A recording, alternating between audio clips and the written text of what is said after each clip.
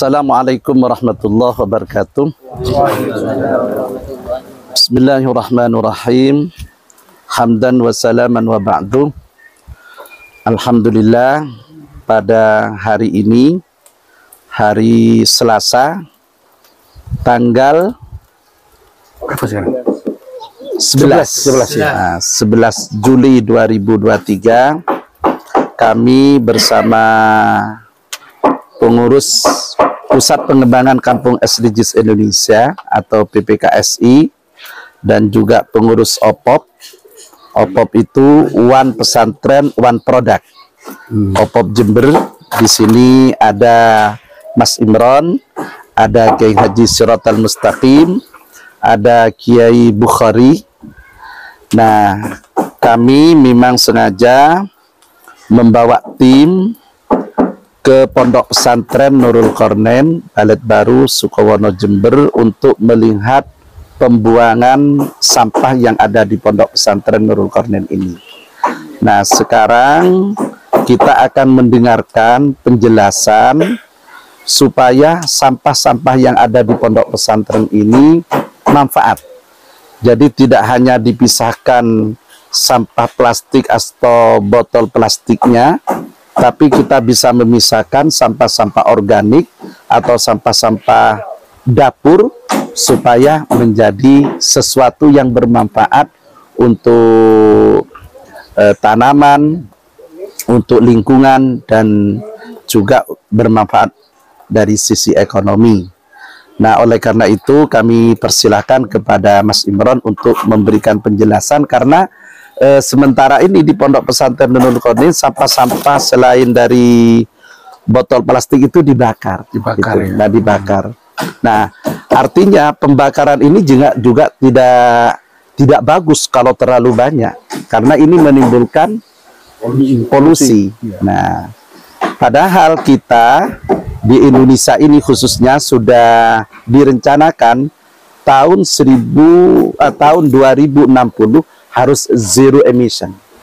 Makanya kan sekarang ada motor listrik, mobil listrik, itu untuk mengurangi polusi di tengah-tengah masyarakat atau di bumi ini, ya. Karena itu terkait dengan rumah kaca, terkait dengan lingkungan, dengan kesehatan dan lain sebagainya. Nah, oleh karena itu supaya jelas, kami persilakan Mas Imron untuk menjelaskan pemanfaatan sampah-sampah yang ada di Pondok Pesantren Nurul Qarnain ini supaya diketahui oleh sebagian ada alumni dan juga santri-santri senior. Monggo. Assalamualaikum warahmatullahi wabarakatuh. Ya. Waalaikumsalam warahmatullahi wabarakatuh. Jadi nama saya Imron. Ya, untuk perkenalan bisa dicek kalau boleh megang HP di Google, itu ketik M Imron, sudah muncul nama saya. M Imron pribadi. Diketik Imron pribadi itu muncul saya. Nah, sebenarnya bidang saya itu diproduksi handicraft. Saya memproduksi tasbih. Ya. Produksi tasbih dan ekspor tasbih. Nah, satu produk lagi yang saya geluti saat ini, saya menekuni probiotik. Probiotik itu saya anggap sesuatu yang penting karena ini ilmu pengendali lingkungan untuk membantu lingkungan kita lebih bermanfaat. Salah satunya memanfaatkan sampah. Nah, jadi pembakaran sampah seperti ini memang solusi banyak digunakan oleh di perusahaan atau di banyak tempat seperti ini. Ini penghancur sampah organik atau sampah plastik, itu otomatis akan habis, tapi akan menimbulkan dampak memang polusi. Nah, sebenarnya sampah seperti ini ketika menjadi seperti ini, nasi ya, ini nasi busuk, ini makanan busuk. Nah, ini nasi. Kalau ini nasi, ini makanan busuk dan seterusnya, kalau dibiarkan begini tanpa disadari, kita telah penyebaran penyakit yang sangat luar biasa. Karena ini akan diurai oleh bakteri lalat.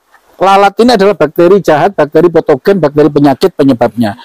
Maka kalau kita hidup di sini dalam 1x24 jam dalam lingkungan seperti ini, kita mudah sakit dan seterusnya. Maka ini harus bagaimana dimanfaatkan, dipisah sampah yang plastik sama non plastik. Ini akan menjadi, sampah ini nanti menjadi sahabat kita. Tempat ini menjadi harum. Ini nanti bisa menjadi harum.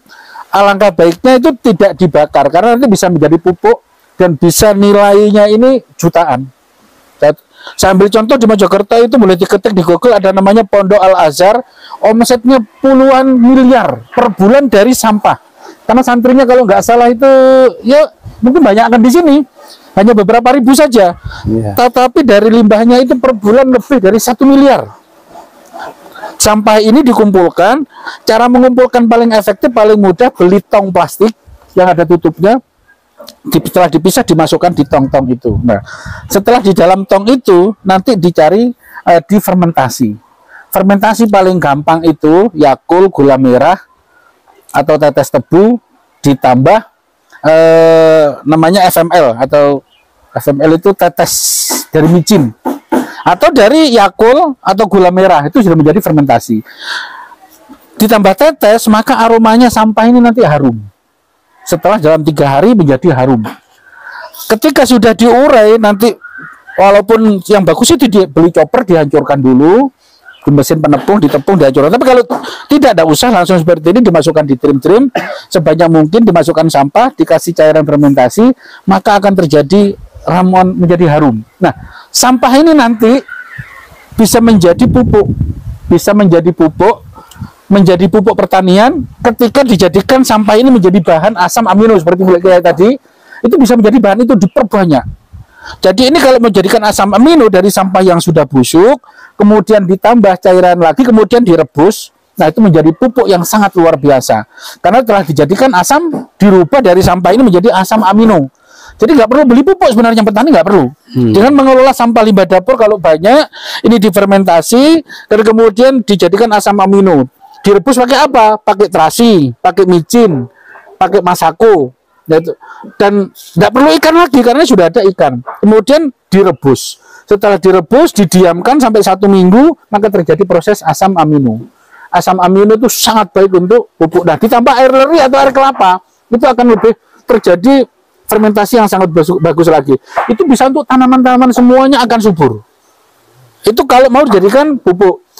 Tetapi yang bagus lagi, sampah-sampah ini setelah bagus dijadikan makan maggot.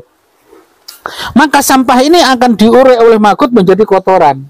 Kotorannya maggot itu menjadi pupuk dan maggotnya bisa dijual. Untuk pakan ikan, pakan burung, pakan ayam.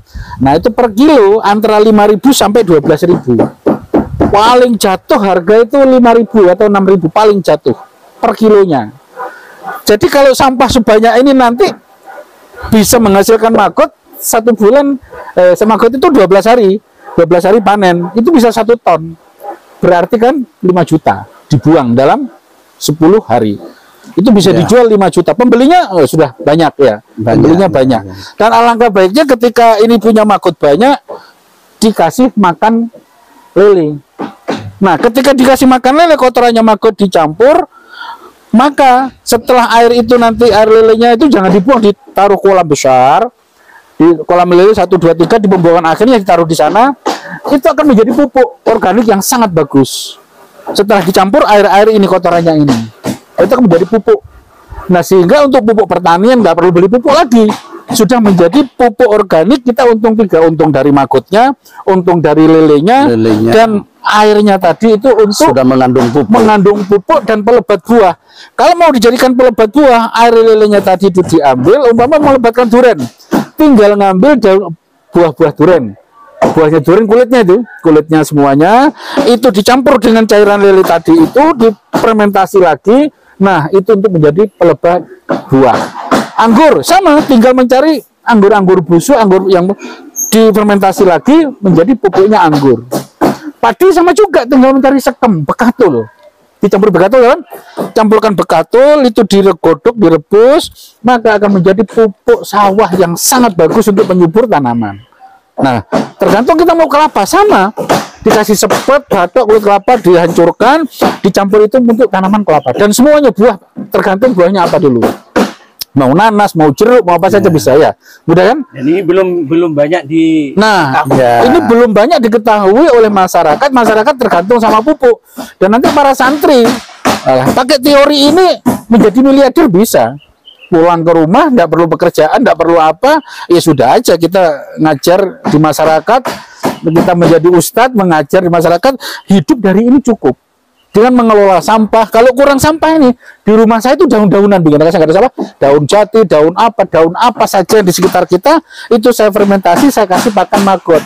Nah, yang saya ambil karena saya terbatas, tidak saya makankan ininya kotoran, tetapi kotoran ini saya cloning. Kotoran ini 1 kilo bagaimana menjadi 1 ton. Ini kan nutrisi 1 kilo saya cloning menjadi 1 ton, sehingga saya nggak butuh makan lagi yang banyak. Nah, karena sini banyak dihabiskan. Kalau saya karena terbatas pakan, maka ini 1 cloning. Bagaimana mengcloningnya? Pakai fermentasi dengan asam amino dengan miliknya Kiai tadi itu biang. Nah, itu bisa mengcloning 1 kilo pakan bisa menjadi 1 ton, 10 ton, nggak apa-apa. Maka yang kita cloning adalah nutrisinya. Cairan dari ini diambil airnya, lah itu makut dimakani pupuk itu, cairannya. Cairan ini bisa diperbanyak dengan air biasa, difermentasi lagi, sesuka-suka kita. Jadi kita nggak kekurangan pupuk, ya. Karena ada air, dan sepanjang ada air dan matahari, selamanya kita punya pupuk, ya. Pupuk. Nah, itu gitunya di sana. Jadi ini berawal dari sini, ya. Berawal dari sini. Jelas ya? Sudah jelas. Dikelola. Nah, artinya begini, ini ilmu yang harus diketahui oleh dunia santri. Jadi kalau pulang, santri itu tidak perlu bawa ijazah-ijazah. Jadi santri itu yang penting harus menjadi pengusaha nantinya, mandiri. Nah itu. Nah dengan ilmu ini, insya Allah ini bisa dapat mendidik jiwa-jiwa entrepreneur santri. Oke, nanti secara teknis kita jelaskan di ruang kelas ya. Oke, nanti pertanyaan-pertanyaannya di ruang kelas. Ini peninjauan ke lokasi lapangan. Terima kasih. Assalamualaikum warahmatullahi wabarakatuh. Waalaikumsalam warahmatullahi wabarakatuh.